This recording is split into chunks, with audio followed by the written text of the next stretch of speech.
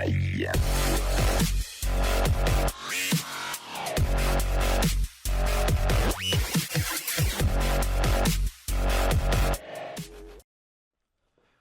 guys, this is another challenge lock from Erroneous Designs, and by pure luck I just took a razor to this and cut it open, and it opened up just like a treasure chest. There was a letter, which I'll read to you in just a minute, and a piece of foam on top of here, but this is exactly how it was when I popped this dude open. I'm always hesitant to open up things that I don't immediately recognize, and it took me a minute to figure this out. These are finger flashlights. Let me grab this dude here. Never seen these before. Little rubber band to go around your finger, and there's a switch to turn it on and off. So I think the Erroneous Designs noticed I was having trouble keeping flashlights on the workbench. In fact, I'll take this white one and I'll put it on the workbench in case we need it later. These are all different colors, so kind of cool. Appreciate that. I've also got the letter, and let's go ahead and just read through it real quick. Bill, here's another challenge lock. Unlike the last time you picked the unpickable brinks, this lock doesn't have any trap pins. In fact, this lock only contains standard pins, maybe a few T-pins. You know, for standard pins, that sure does flop a lot. Okay, well, we'll figure it out. Oh, maybe a few T-pins, used as driver pins. However, they're facing the springs. As you can see, the outer cylinder hasn't been modified as per the see-through tape wrapped around it. All right, I don't see any extra plugs in the side, nothing drilled. I hope you can see through this. It looks like Kapton tape. In fact, I don't even think, well, that would be the bottom of the keyway. I don't even think that's been removed. It looks like the original punch marks. All right, let's get back to the letter. The keys in the black felt bag. I don't know if you noticed that right here. Black on black, kind of hard to pick out, but pretty classy way to pass your key around. Take a peek if you like. I don't care if you know the bidding. Actually, studying the bidding might help you, but I doubt it. Also in the felt bag is a P38. There's a German pistol inside of here. P38, baby. Anyway, let's go ahead and take a look at the key and that German pistol. Okay, P38 is a World War II can opener for you guys who haven't seen these things. Very cool. I actually carry one of these identical ones, probably much older than this, on my keyring. Very neat tool to have around. You ever need a can open that, we'll certainly do it. It doesn't open locks though. For that, I guess you'll need this dude. You know, that's almost the exact bidding I think I would have expected on a challenge lock. So even without looking at it, I think that's probably what we would have planned for. All right, continue on the letter. This new lock is one I hope you can beat it, but it will take a lot of luck. Don't count on a ton of feedback. The wristband is a preview of a new line of pins, and then we get to this guy. New line of pins I've been designing for a few years. Clover pins. Do you feel lucky? Yes, I do. Maybe maybe not as lucky as I'd like to be sometimes, but okay, now we got a wristband. That says those clover pins will be out this summer. I look forward to the whip to buy video. Good luck, ... Signed, the Admiral. All right, let me go ahead. Let me move all this stuff out of the way, clamp this dude up, and let's see if we can pick this version 2 unpickable lock from Erroneous Designs. All right, that ought to hold it. Let's make sure the key does work, since we are allowed to look at it. Pretty rough going in. So I got some tight springs in there for sure. Works perfectly. Hard to come out too, but that's kind of what I would expect. I did look at the keyway. On the top, it looks like it's a little bit mashed. Look like we got some impact. So rather than use top of the keyway, and on quick set you can use either. I'm going to use bottom of the keyway because you can't put your pick down in there anyway. So you may as well keep it out of your way and give you plenty of room to work basically from that ledge right there. So you can use a really deep pick without too much trouble on these. Put that dude in there. Make sure it doesn't bind, but what I'm really looking at is how much spring. Let me zoom in a little on this guy. Man, there's a lot of spring on that core. Not going that way, just going clockwise. The other way you get no spring at all. That's weird. But we've worked with weirdness. We specialize in weirdness around here. All right, I'm going to try, because I can use any pick I want. I'm going to use this guy. This is a DeForest. This is from the Praxis kit, 23,000. And that ought to fit. It really does get hung up. Even in a wide open keyway, there's some really strong springs in here. I am going to pick it clockwise. So let me go ahead. I'm going to tension it and put a mark. So this would be our 0 mark. This is no fault set. So you notice how much play there is in that spring-loaded core. All right, let's see what we got here. Let's try moderate tension. Get the pick in there first, Bill. Get it past everything. All right, there we go.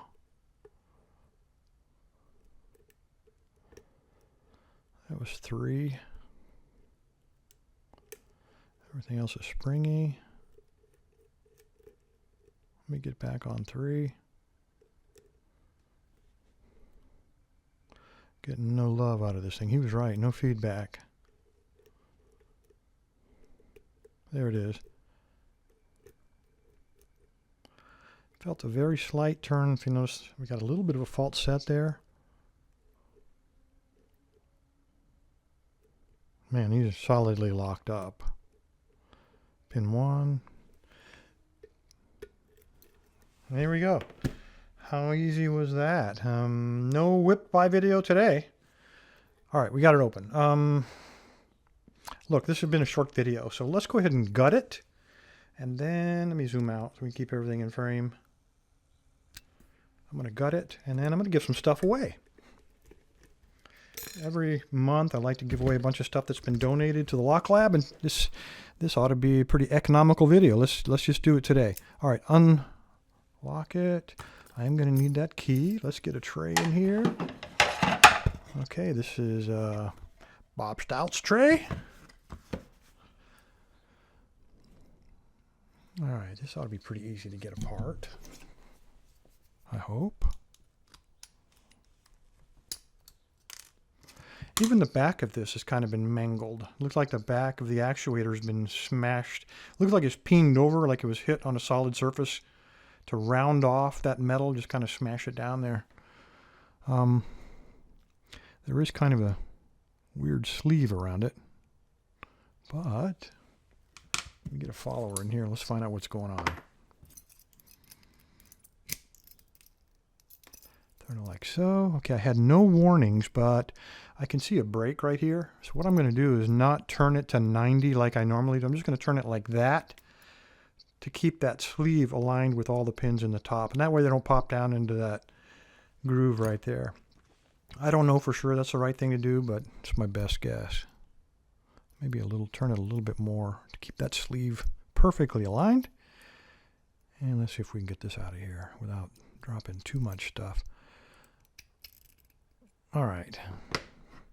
It looks like the inside of this lock went through the kind of the same one too many rinse cycles or tumbling cycles as the outside of the lock.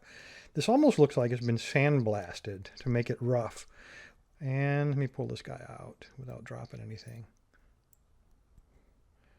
All right, we got a lot of undercutting. It's really hard to tell because it's filed off. It looked like a file ran across every single one of those.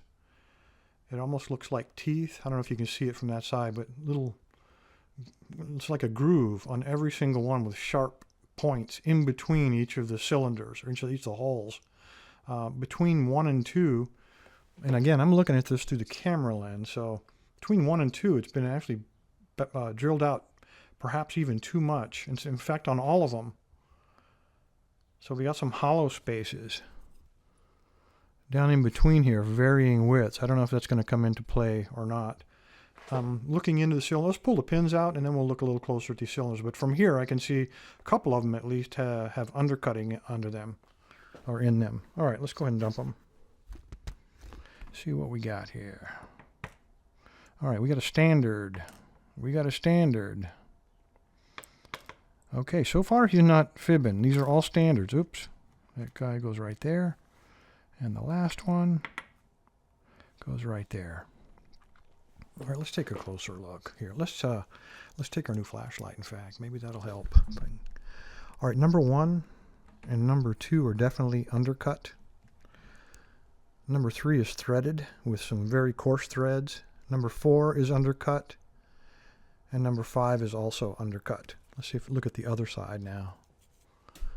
Okay, we're undercut on both sides, so it doesn't matter which way you go, you're gonna get caught up in one of those undercuts.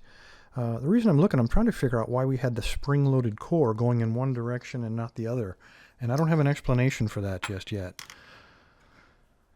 All right, looking at these pins, it appears that number 1, number 3, and number 6, in fact all of these, are different diameters. It's very slightly smaller. I'd have to check. If they are smaller, they're not a lot smaller, but to my eye they are a little bit. None of these are key pins either. These are all standard pins. They're all driver pins. All right, so all the magic clearly must be upstairs. All right, let me find my tweezers. What did I do with those guys? They were here a second ago. Ah, here we go. Gosh, right in front of me, Bill. I was looking in my rack. I didn't realize I'd gotten them out. So, all right, enough excuses. All right, number 1. Whoa! I don't know if you heard that. All right, here's a standard driver pin in chamber 1.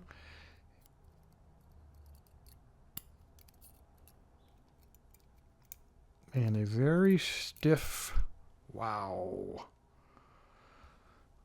That thing, that is awesome. That is probably the strongest spring I've ever encountered. All right, number 2. Let me put this up here a little closer. Maybe you can hear the... That one didn't come out as violently as the first one.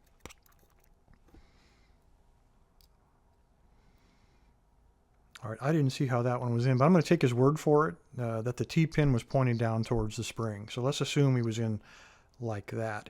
He still could have gotten caught up in the undercutting, but the T-pin did not come into play. So let's turn him around right. And why? All right, so we have a very weak, very flimsy, thin-wired spring on number 2. Number 3. I'm trying to see through the camera here. Okay, another one, and that's the way he came out. So the T truly was down towards the spring.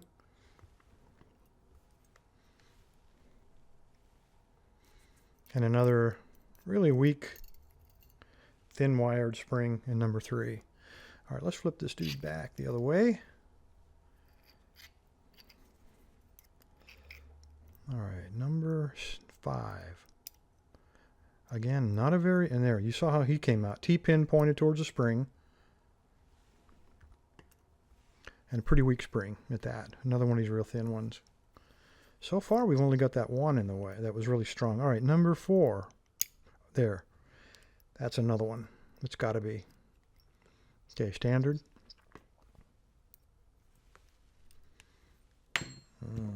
Come out of there.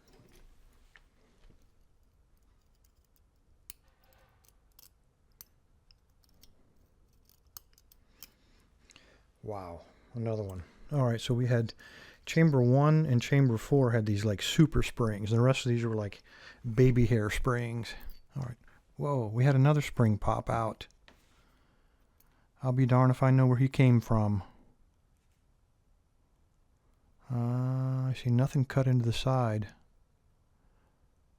When I pulled that follower out, this guy popped out under some pressure. I can't imagine where he would have come from, though. I'm going to set him off here.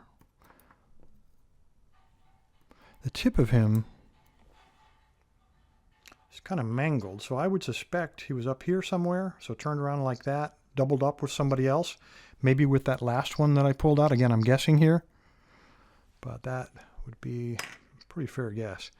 Anyway, there you go. The challenge lock from Erroneous Designs. Admiral, sorry, no whip by today, but this is what you got. Great job. These really are resistant. If you had flipped these around probably and created some sharper edges, particularly, I think, this guy with those undercuts, if you had flipped them around the other way and done the same with the others, I think that would have been just awesome, because they would have gotten caught up in those undercuts and I would have had a heck of a time getting out of them, particularly with these springs with such wide variations in tension. All right, let's go ahead and put this off to the side and let's give away some stuff. All right, just dropped a bunch of stuff on the floor. I'll find it.